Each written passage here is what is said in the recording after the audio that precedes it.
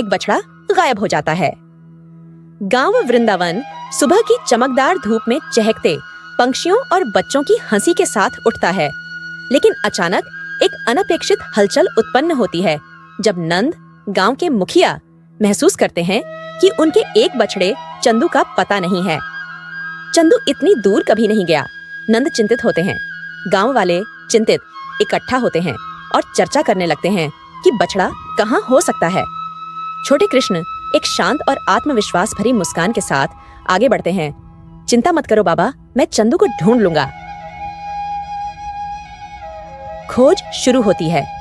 कृष्ण अपने दोस्तों राधा, सुदामा और माधुमंगल को इकट्ठा करते हैं और वे खोए हुए बछड़े की खोज शुरू करते हैं। हमें नदी के किनारे से शुरू करना चाहिए, राधा सुझाव देती है। जब वे नदी के किनारे घूमते हैं तो वे गांव वालों से पूछते हैं, क्या आपने चंदू को देखा है? लेकिन किसी ने भी बछड़े को नहीं देखा। कृष्ण अपनी बांसुरी बजाते हैं ताकि सभी शांत हो जाएं। साथ रहो मेरे दोस्तों, हम उसे जल्द ही खोज लेंगे। राह की निशानियां। जैसे ही वे खोज जारी रखते हैं, माधुमंगल अचानक एक टूटी हुई रस्सी देखता है जो एक आम के पेड़ के पास पड़ी है। देखो, यह चंदू की गले की रस्सी होनी चाहिए, वह चिल्लाता है। कृष्ण रस्सी को देखता है और कुछ ताजे बछड़े के पदचिह्न देखकर कहता है, चंदू इसी दिशा में गया होगा। राधा जोड़ती है, आओ इस निशान का पालन करें, हम सही रास्ते पर हैं। जादुई जंगल में समूह उस निशान का पालन करते हुए एक घने और जादुई जंगल में प्रवेश करता है। हवा ठंडी हो जाती है और पत्ते रहस्यमय ढंग से सरसराते हैं। सभी करीब रहो, कृष्ण गंभीर स्वर में चेतावनी देते हैं। जैसे जैसे वे अंदर जाते हैं, सुदामा नर्वस होकर पूछते हैं, अगर चंदू मुसीबत में हो तो? कृष्ण आश्वस्त करते हुए मुस्कुराते हैं, चिंता मत करो सुदामा, चंदू मजबूत है, हम उसे जल्द ही खोज लेंगे। एक अचानक विघ्न। अचानक वे झाड़ियों से रसलिंग की आवाज सुनते हैं। सभी रुक जाते हैं। राधा फुसफुसाती है, क्या वह चंदू है? लेकिन चंदू के बजाय एक शैतान बंदर बाहर कूदता है, कृष्ण की बांसुरी छीन लेता है और भाग जाता है। हे, मेरी बांसुरी के साथ लौट आओ। कृष्ण हंसते हुए बंदर का पीछा करते हैं। दोस्त हंसते हैं और कृष्ण जल्दी से बंदर को मात देते हैं और अपनी बांसुरी वापस ले लेते हैं।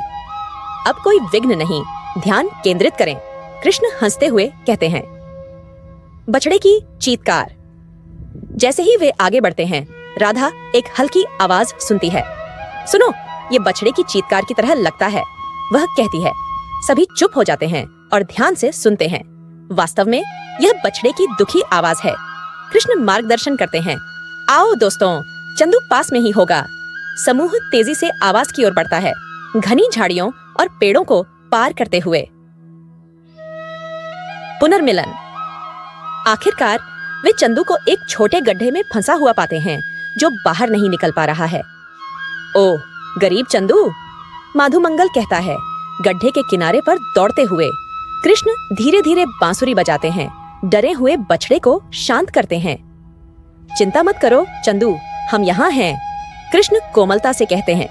मिलकर कृष्ण और उनके दोस्त लताओं और शाखाओं को इकट्ठा करते हैं और एक अस्थायी रैंप बनाते हैं जिससे चंदू गड्ढे से बाहर निकल सके। एक नायक की वापसी। चंदू को सुरक्षित देख दोस्तों ने जश्न मनाया। धन्यवाद कृष्ण, आप हमेशा जानते हैं कि क्या करना है, राधा मुस्कुराते हुए कहती है।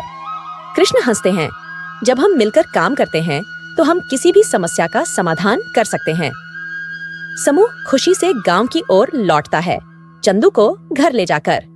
गांव वाले कृष्ण और उनके दोस्तों की बहादुरी और चतुराई के लिए ताली बजाते हैं और धन्यवाद कहते हैं। नंद कृष्ण को गले लगाते हैं, तुम सच में एक आशीर्वाद हो मेरे बच्चे।